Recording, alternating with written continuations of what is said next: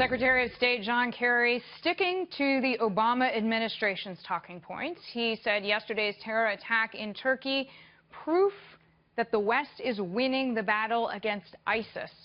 CIA Director John Brennan made these comments last week. Despite all our progress against ISIL on the battlefield and in the financial realm, our efforts have not reduced the group's terrorism capability and global reach. Former Republican presidential candidate, Reagan senior advisor, Pat Buchanan, is with me now. Sir, very glad to have you with us. Thanks in advance for the time. What is your reaction to the administration's response to these terror attacks in Turkey? I think the Secretary of State is entirely too sanguine. There's no question that we're making gains in Iraq and Syria against the headquarters of ISIS in Mosul and in Raqqa. But that, as the CIA director said, this cancer has metastasized. It has moved to country after country after country, now maybe half a dozen countries. In addition to that, they have found a very cost-effective way to really inflict real damage on the West.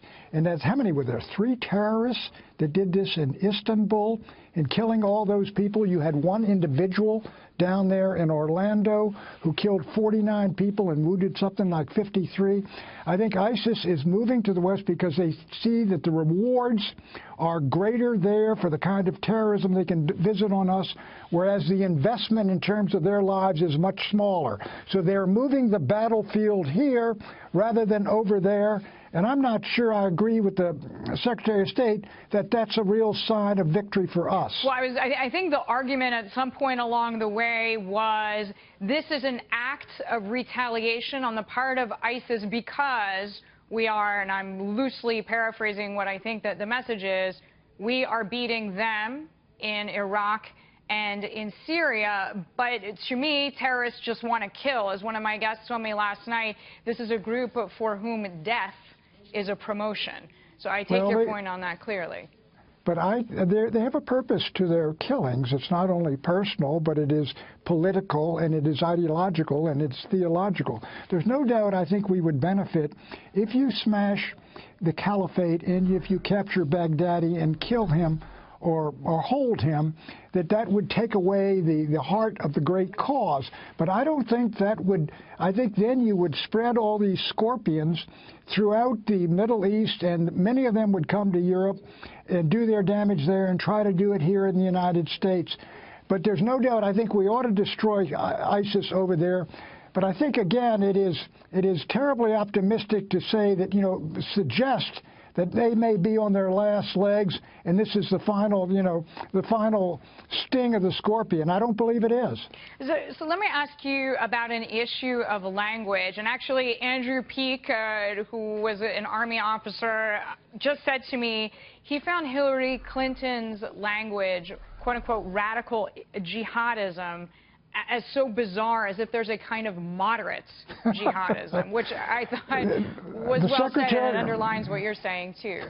The former Secretary of State is trying to avoid in any way she can saying radical Islamic terror. And I think if you're going to defeat an enemy, you at least have to define it. And there's no doubt about it. Take what happened in Orlando.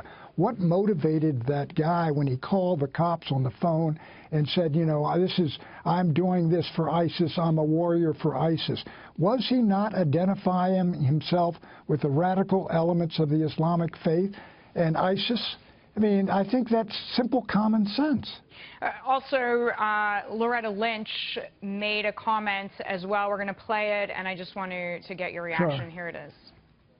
This Department of Justice and your country stands with you in the light. We stand with you to say that the good in this world far outweighs the evil, that our common humanity transcends our differences, and that our most effective response to terror and to hatred is compassion, it's unity, and it's love. So the USAG also mirroring a bizarre kind of language. I mean, there's a lot of people who are saying, how can you be talking about love? We need to talk about strategy, we need to talk about safety, and we need to talk about security. Well, I will say, the Bible tells us love thy enemies, but if you're dealing with terrorists and who are coming to kill you, you've got to stop them and kill them. I mean, love bombing is not going to do it. I don't understand that comment in the context of the horror we just saw in Istanbul and a week or two we saw in Orlando. The truth is, even those of us who are against intervention in all these brand new wars we've been fighting, but know and understand if they're coming to kill you, we have to go and stop them first. And they have given every indication as to what they intend. And that's exactly, and they backed up intent with actions, Brussels, Paris. I mean, how much does it take to convince these people we are in war?